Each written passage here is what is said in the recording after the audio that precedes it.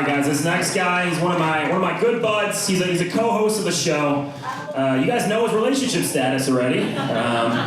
He made at least one of you pretty uncomfortable. Let's keep it going for the very funny Dante Gonzalez-Abreu.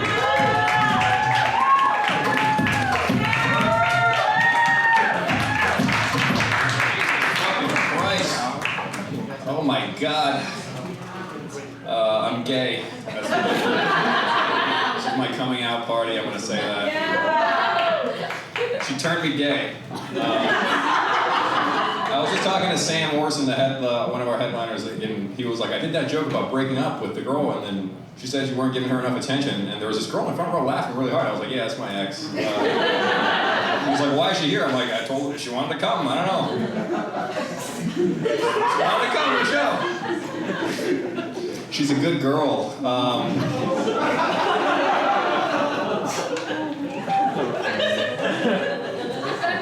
How you doing? All right. God, I'm so gay. I love cock. Just kidding. It'd be nicer if I loved a little dick, you know? Like the front row loves us. The second row is like, who? What? Who is this guy saying crazy things that I don't understand? I don't know. I used to have a friend who was a sex addict. And that's the one addiction I do not respect. I feel like every other addict looks at sex addicts and like, we should have picked that one, man. It's the best one, I think, you know? Imagine an actual addict, like one of these fucking salt of the earth meth heads, you know? Just to console one of these real diva sex addicts, you know? I guess they call them the sex addicts because with meth heads, friends like, oh, this guy, he's not relapsing. Hey, Rocco. Rocco! You're not gonna believe it, Rocco. I relapsed. I fucked 15 women. Oh my God. Guy's like, Rocco. And by the way, in the joke, both guys' names are Rocco. I don't know why. There's not enough names in the dictionary for me to spice it up a little. But he goes, Rocco. And he tries to relate to him. He's like, my relapse also involved sex, Rocco. I had to blow a guy for meth. That's... Any chance we can trade addictions? I got no teeth left in my mouth, and I haven't been laid in 12 years. I don't know, I had a friend who was a very good-looking sex addict. I saw the ladies he was fucking, and I don't feel bad for that guy. If you're a good-looking sex addict, you don't get to complain. If you're an ugly, broke sex addict, though, that's crackhead-level respect, you know? If you walk in on your friend with like a 67-year-old dusty-ass woman, you're like, yeah, he's got a disease, I think. The depths. He's a 12-step program, that guy. I like white women. I'm scared of white women, actually. Terrified of fucking white women. I'm scared of white women. You know why, guys? Because I feel like they've colonized empathy, you know? White women kind of colonize empathy. They're like, we know how to do it, you don't, you listen to us, right? You know why I think that? Because they look at me, a Latino, and they go, you're Latinx now, and we're like, yes, ma'am, whatever you say, whatever weird name you gave us, we'll listen, you know? I had one, and she goes, you're disenfranchised. I go, then why are you yelling at me, you know? I'm a Latina man. I like Latinas. My ex is a white, whatever. But she's a Latina because even though I think a Latina is not a racial term, it's a spiritual term. It's here. It's here. A Latina is any woman who is mad at either one of her parents and takes it out on me sexually. That's a... There's black, white, Asian, Chinese, Latinas. You all know who you are. And God damn it, are you making the world a brighter place? I could cry right now. Keep it up, ladies. I used to date a very scary Latina, top shelf. Don Julio Latina. She was mean. She goes, you're doing it wrong, papi. I don't know why she sounds like Mike Tyson. Doing it wrong. I go, what are you doing? What am I doing wrong? She goes, you're doing sex wrong, papi. I go, what am I doing wrong? She goes, when you gonna understand, I want to be saying no, and then you do it anyway. I was like, there's laws against that. I can't. on the couch one day, I get an itch, she gets up in my head, I start to do a little something. She goes, no, not now. I'm like, is this part of the thing? Or, because the risk reward is fucking crazy, you know? The reward is I'm fulfilling her deepest sexual fantasy, but the risk is it's just rape. And I don't like rape, I'll tell you. Like, if there's anything I want you guys to know about me, it's that I don't like rape, you know? So if anyone's thinking about doing that tonight, don't do it around me, okay? I look enough like Chris D'Elia, I don't need those allegations. I want to be more honest on dates. No, I know. I want to be honest on dates. I don't want to lie on dates. People lie on dates. What's your favorite hobby? I gotta say some bullshit like chess. Really, chess? Just once I want to be honest. Just once I want to go, no, I like to fuck. What do you mean? That's my favorite hobby. That's better than rollerblading, I'll tell you that. What do you like to do on a Saturday night, Dante? Oh, me? Oh, I like to break the laws of physics with my dick. What, you like fishing, you fucking pussy? Wake up! Live a little. People think sex is dirty. It's not dirty, it's clean. It's like poetry, it's like painting, goddamn. That's where life lives, in fucking sex. Literally how you create life. Got a friend, I go, how the fucking chicks? He goes, I'm celibate. I go, you're fucking dead. We're all gonna die. It makes me different than... I don't know, you guys are definitely gonna die. I don't know if I'm gonna die yet. No, I'll die. I went to the doctor last night, he said I'll die at 250 years old. I have a genetic mutation. 250 years old, which is a real bummer because I'm 243. And, just kidding, I'm 0, but look. That's why I'm bad at small talk, because I'm gonna die. You know, I don't feel like I should listen to small talk. Someone's talking about what freeway they took, I'm like, we're gonna die, you know? Is this connecting with you? I'm bad because I don't tell them that I'm not listening to them. I'm such a pussy, I smile, I'm weak, I smile and nod, I pretend like I'm listening, you know? You're talking about, oh, I don't like my boss, I might put in paperwork, I might move sectors, I don't know. And then I fucking don't give a shit, so I start thinking about what my own problem is in life. Like my biggest problem in life right now, is that like I'm not loved.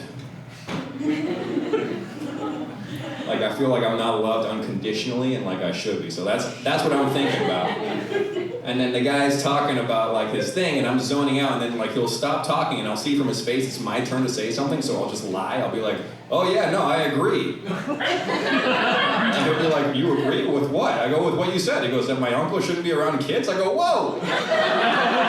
Are you just talking about your fucking boss or something? I go, what? No. He goes, no, that was 30 minutes ago. I go, it was? He goes, yeah, that was at another party with a different person. I go, what? And then I look in the mirror, it turns out I'm not at a party at all, I'm in a mental care facility. Is that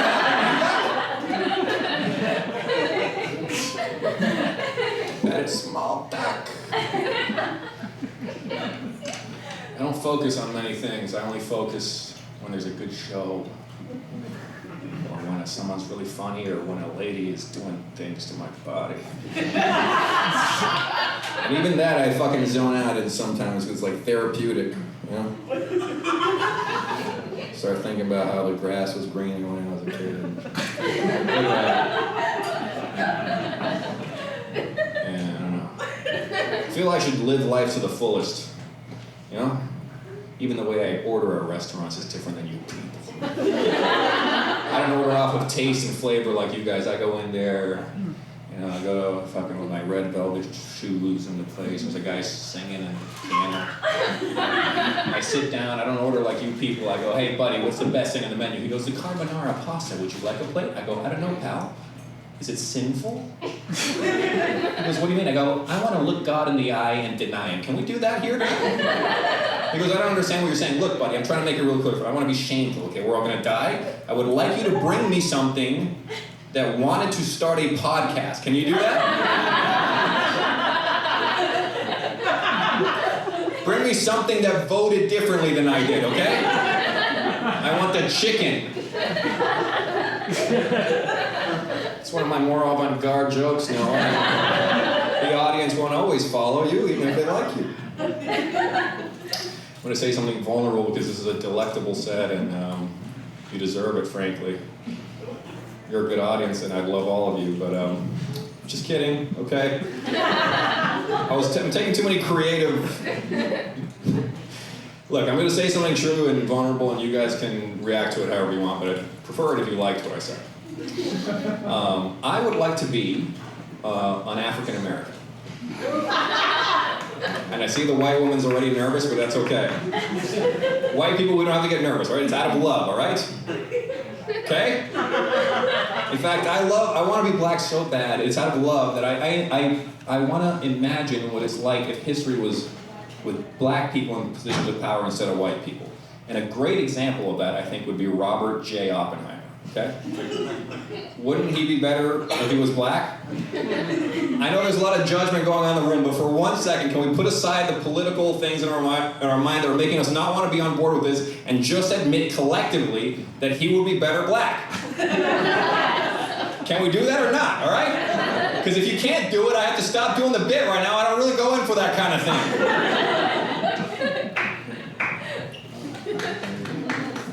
She likes it, all right? White woman, can't calm down. White people are so nervous. You guys are always fucking annoying. Right? Fuck them.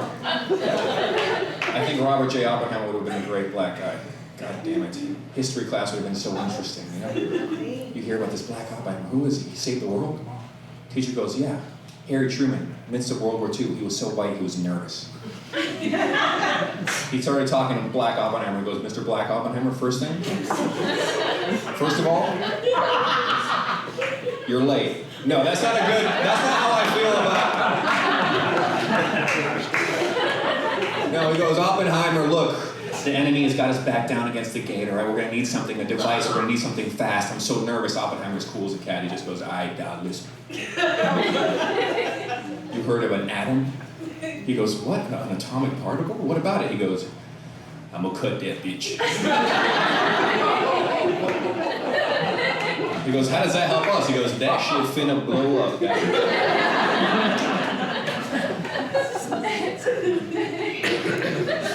How much better history class would have been?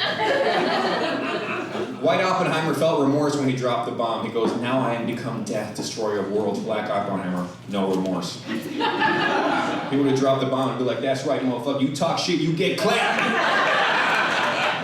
What's up, you want another one? Wow, this is a great audience, and all right, I have to leave the set soon, so I'll do one more joke. What joke should it be? Okay, this joke. This is true. When I was a kid, my elementary school teacher was a pedophile, but I liked him. They don't tell you the guy's a pedophile. And if you have a good pedophile, he'll make you feel like you're his favorite student, right? That's what he did to me. I felt like I was favorite. I wasn't like, oh, what a creepy guy. I was like, I get to see my favorite teacher today when I was in school. Then one day the principal came in and showed us, he goes, Mr. Manes, I shouldn't say his name, but Mr. Manes had a picture of another student in his desk. And I go, another student? What about me? You know, I got jealous. I wasn't mad he was a pedophile, I was mad he was a fucking liar, you know, and it really still pisses me off. How funny would it be if his defense for that, like if I cornered him, like, what the fuck, you lied to me? And he's like, no, that's like, I'm just interested in his personality. I like him platonically, you know? I think he's my biological son, actually. He gets taken off by the principal, he whispers, I didn't really like him, I like him. I'm like, I can turn him into a pedophile, I can turn him. I put a naked picture of me in his desk, you know? The principal sees it, he's like, oh, well, you can fuck Dante, who cares about that? All right, this has been fun. Thank you for coming out tonight.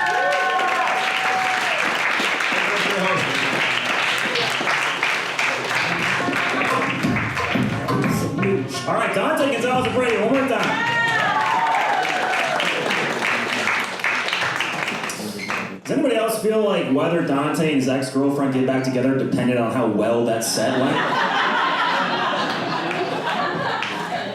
And you were, where'd she go? She left. It was a good set. She was. They're running back together. That's what happened right now. I was like, dude, please don't bomb. You're fucked if you bomb. All right, guys, you guys are good. How you feeling? You feeling good? So that a little halftime report. All right, good. You got on board with the black scent. He landed the plane on that one, so that was I was a little worried for a second. We got through it, and we're ready to have a good rest of the show.